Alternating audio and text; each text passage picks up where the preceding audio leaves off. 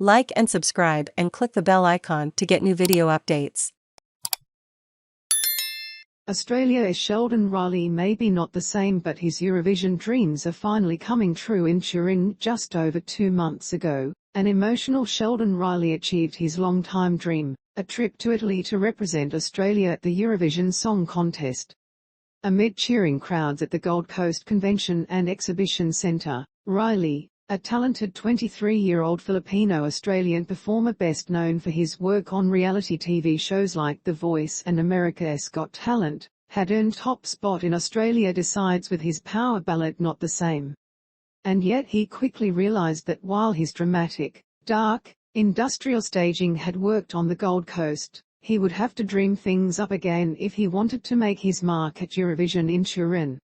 This week, all the thinking and planning since then comes to the moment of truth for his big Eurovision adventure, when Riley steps on stage at the PalaOlimpico and tries to qualify for the final of the global music extravaganza that is watched by up to 200 million people around the world every year.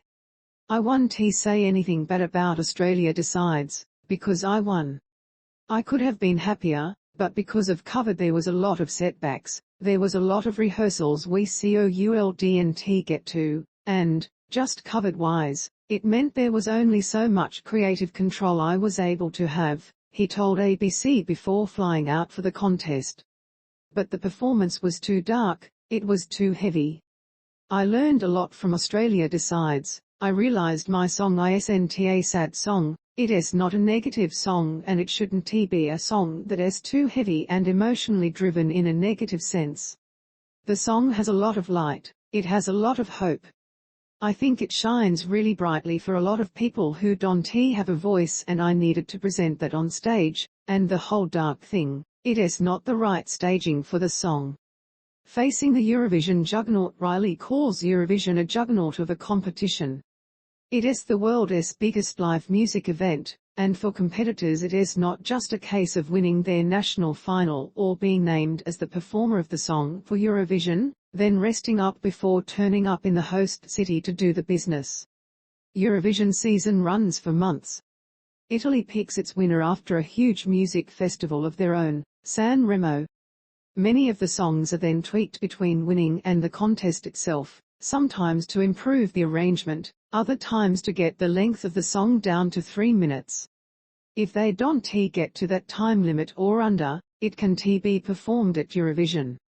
The other part is what could be termed the campaign element. There is no formal advertising for Eurovision, but performers do countless interviews in their own and other countries to raise the contest's profile. And then there are the pre-Eurovision parties that have become a big part of the lead-up, as various competitors go to places like London, Spain, the Netherlands and Israel to perform concert versions of their songs in front of tightly packed, noisy crowds in nightclubs or other venues. Riley went to 2 parties, in London and Tel Aviv, and it was an eye-opening experience for a number of reasons. It is still well and truly in the Eurovision bubble. Unfortunately I lost my voice in London, which really messed me up in London and Israel calling, but I was still so happy to be there, he said.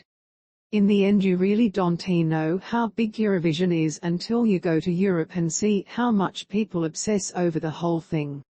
So it was nice to get an experience and a kind of taste test for what is coming. The contest itself has changed markedly in recent years, with the proliferation of reality TV singing shows. A lot of entrants are either chosen via a reality show format, or are experienced in those type of shows. Among Australia's Eurovision entrants since 2015 have been inaugural Australian Idol winner Guy Sebastian and 2006 runner-up Jessica Mauboy, and X Factor winners Dami and Isaiah Firebrace.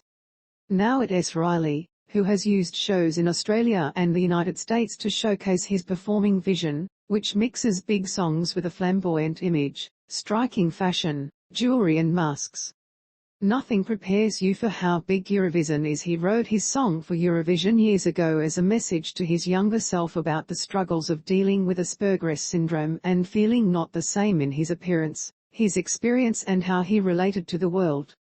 Riley's voice, both powerful and capable of fragility, has driven many a reality TV run, But on the Eurovision stage it packs a real punch.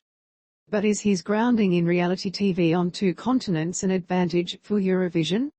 Not really, he says. I think a lot of people are comparing my experiences from The Voice, quite naturally, with all the reality TV I've done to Eurovision, but nothing quite has been able to prepare me for how big Eurovision actually